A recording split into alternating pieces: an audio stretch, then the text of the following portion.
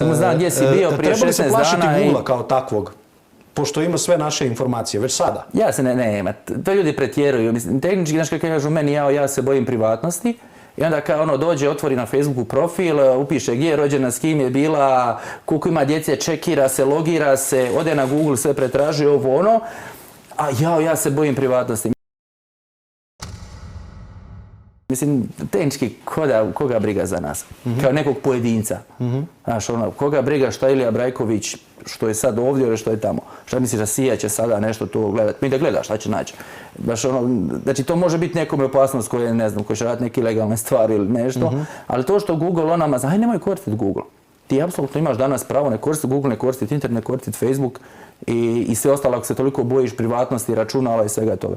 Ali zapravo mi dolazimo do toga koliko nama ta računala pomažu i koliko nam olakšavaju život u svemu.